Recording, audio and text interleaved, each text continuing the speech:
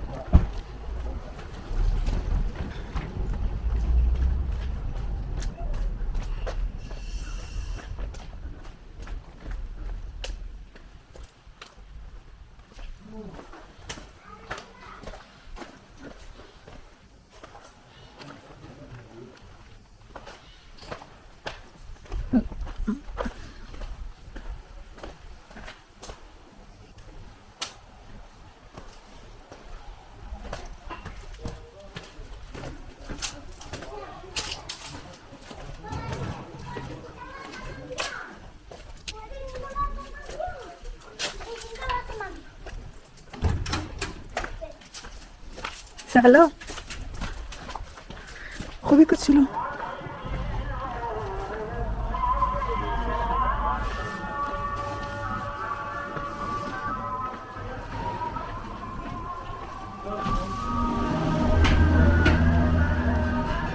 سلام. شما خسته نباشید. مرسی. این قارچام محلیه؟ یه کویه. کویه؟ خوبه.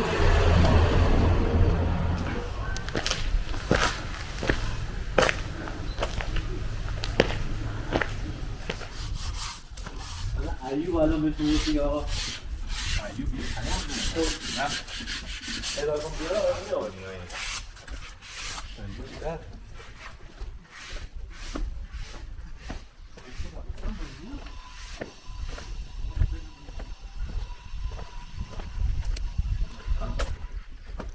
So good.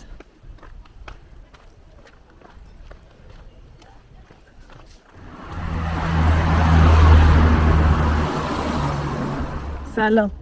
خوب هستید؟ اجازه نون درست میکنید؟ همین الان درست میکنید؟ الان درست کردم. بیا. مرسی. یکی بخر. شما بخر. دستت درد نکنه. آخه میرم میگردم.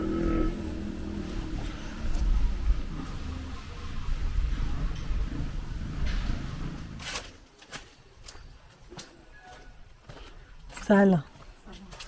خوب هستی؟ مرسی ممنون. قربونت. This building, this one that you see, it's a hotel. The name of that is Cheyenne Hotel. This village has hotel, but they don't have any school in here.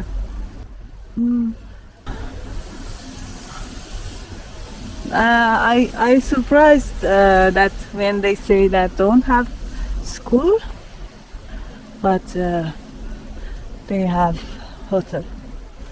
Yeah. I asked and they said that because the winters are cold and everyone goes to Ramsar, that's why there is no school here. In this alley, fall is coming. Look.